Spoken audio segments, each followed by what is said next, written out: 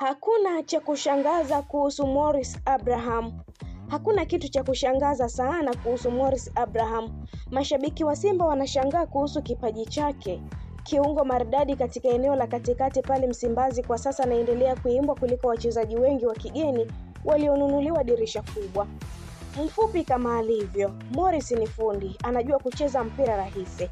Ana nguvu na ni mpambanaji. Mguu wake wa kushoto anajua kuutumia vyema. Ni kiungo wa kisasa kwa sababu anakuwa bora wakati timu ikiwa bora, wakati ana mpira na wakati akiwa hana mpira.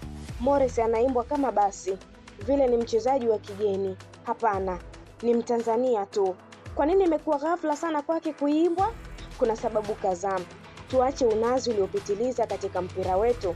Kuna mashabiki wengi ambao hawafuatilii soka la vijana. Wanachowaza wao ni Yanga na Simba tu halafu basi.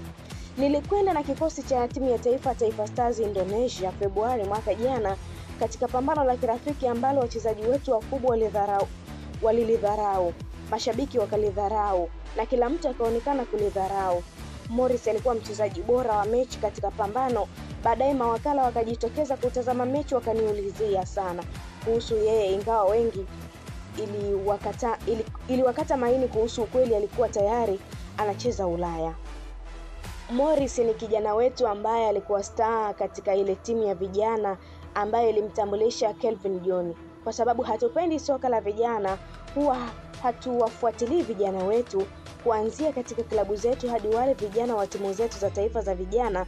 Watu wachache huwa wanajitokeza katika mechi zao na kutunza kumbukumbu. Kwa waliomtazama Morris wakati ule wala hawashangazwi na anachokionyesha uwanjani. Ilikuwa ni suala tu la kufuatilia tu kwamba baada ya pale Morris angeenda wapi, na hata baada ya hapo hakuna aliyejua Morris alikuwa anakwenda Ulaya. Kama angekuwa mchezaji wa Simba au Yanga amekwenda Ulaya, nadhani mashabiki wangelazimisha dunia ifahamu. Aliyepata bahati ya kufahamika katika wale na akapata jina la Kelvin John alikuwa mkubwa wakati ule, lakini pia alikwenda katika timu ambayo star wetu mkubwa Mbwana Ali Samata alikuwa akiichezea Genk.